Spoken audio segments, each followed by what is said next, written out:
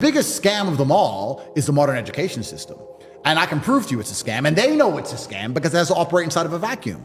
If it wasn't a scam, they would allow people to take out a loan and decide what they spend it on. Do you want to start a business? Do you want to buy crypto? Do you want to buy a house? Do you want to buy a car? Do you want to get a degree? Yep. No, you can only get a degree with the loan because if they give you any choice, no one will pick a degree because they know it's useless, because it's out of date information that takes too long to teach and you get massively in debt.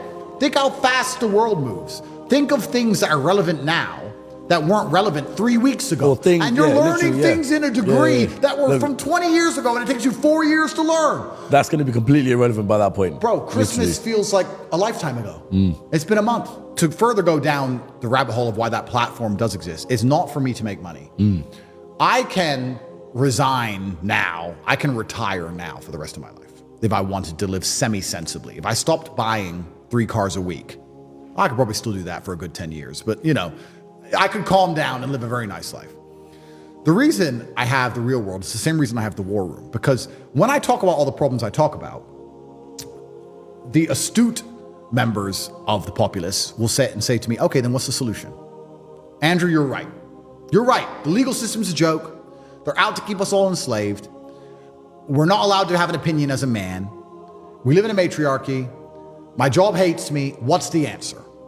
And I'm a little bit disappointed in myself that I've only come up with 2 answers so far, but they're the only answers that have ever worked for me.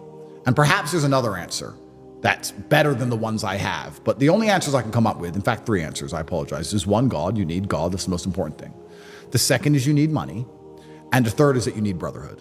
And I believe if you have those 3 things, you become much harder to be damaged by the system. When I go to jail, I can call my brother and make sure that my women and my children are taken care of. I can have someone to look after them.